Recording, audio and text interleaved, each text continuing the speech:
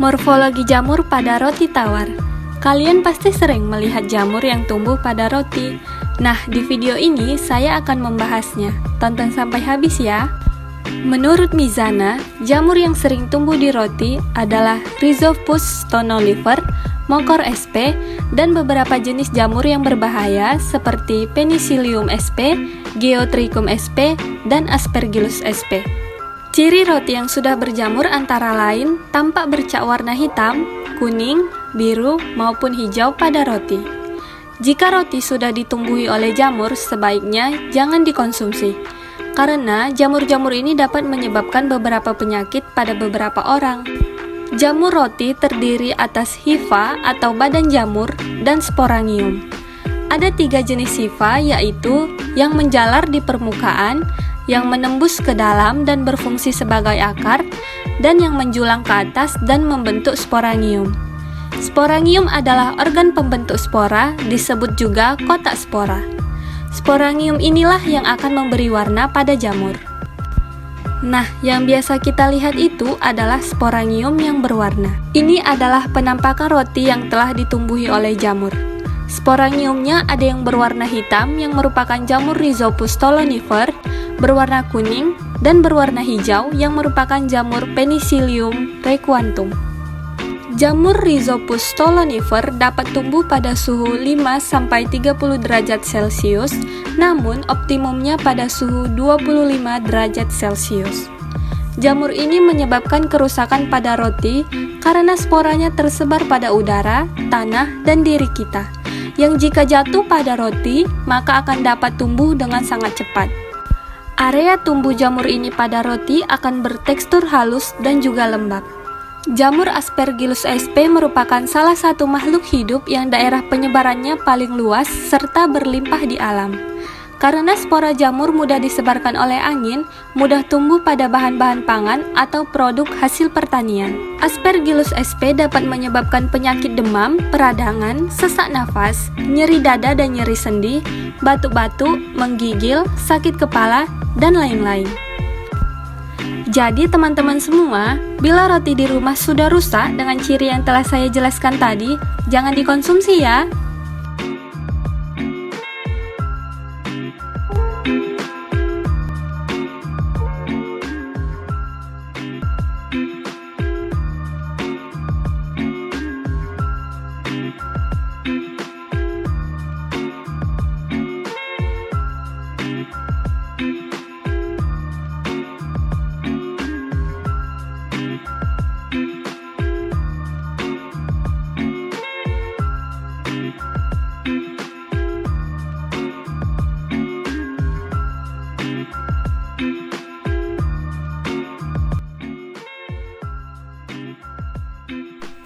Hari pertama penyimpanan awal tempe di suhu ruang yang gelap menggunakan wadah yang tertutup.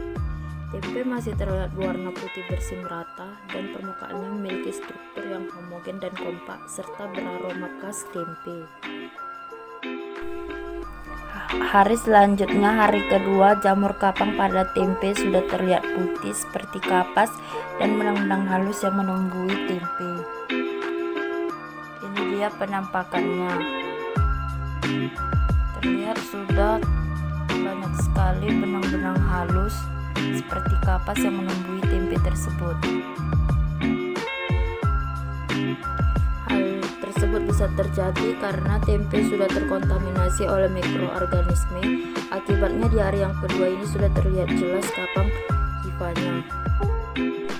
Inilah hari keempat, barulah muncul jamur spora pada tempe di mana warnanya sudah kelihatan abu-abu kehitaman, aromanya pun sudah berbau dan tidak ada beraroma khas dari tempe lagi. Ini dia penampakan spora pada tempe. Terlihat benang-benang halus warna hitam yang membuih tempe tersebut. 1. Nasi. Berdasarkan hasil praktikum yang telah dilakukan, dapat diketahui bahwa jenis kapang yang tumbuh pada nasi adalah Rhizopus oligosporus. Berdasarkan hasil praktikum pengamatan ini, nasi mulai berkapang pada hari kedua yang menunjukkan warna mulai menguning sedikit kehitaman, bahkan seperti ada serabut-serabut putih yang halus. 2. Roti tawar. Berdasarkan hasil praktikum yang telah dilakukan, dapat diketahui bahwa kerusakan pada roti tawar yang disebabkan oleh pertumbuhan jamur bukan hanya karena tanggal kadaluarsanya, melainkan ada beberapa faktor penyebab seperti substrat, kelembapan, suhu, pH, lingkungan, bahan kimia, serta penyimpanan yang panas dan lembab. Penampakan roti tawar yang telah rusak, salah satunya terlihat ada pertumbuhan jamur. Jenis jamur yang sering dijumpai pada roti tawar adalah Rhizopus stolonifera dan Aspergillus sp. Jamur yang tumbuh dapat menyebabkan penyakit pada tubuh. Berdasarkan hasil praktikum pengamatan ini, roti tawar mulai berkapang pada hari ke-6 yang menunjukkan warna hitam atau Rhizopus stolonifera. 3. Tempe. Berdasarkan hasil praktikum yang telah dilakukan, dapat diketahui bahwa tempe terlalu lama dibiarkan di suhu ruang dan tidak cepat dikonsumsi, maka akan banyak sekali mikroorganisme jamur yang tumbuh pada tempe. Akibat dari tempat penyimpanan yang lembab, basah, dan kotor, membuat tempe menjadi cepat busuk dan tidak dapat dikonsumsi lagi. Biasanya, jamur yang dijumpai pada tempe adalah Rhizopus oligosporus dan Rhizopus oryzae. Jamur tempe busuk juga bukan tempe yang gagal dalam proses fermentasi, melainkan proses fermentasi berlangsung lebih lanjut atau over-fermented yang mengakibatkan tempe seolah-olah busuk. Jika fermentasi berlangsung dalam waktu yang lumayan lama, maka akan terjadi degradasi protein langsung sehingga terbentuknya amonia. Hal inilah yang menyebabkan pembusukan serta timbulnya aroma bau pada tempe. Berdasarkan hasil praktikum pengamatan ini, tempe mulai berkapang pada hari kedua yang menunjukkan warna putih dengan benang-benang halus di permukaannya.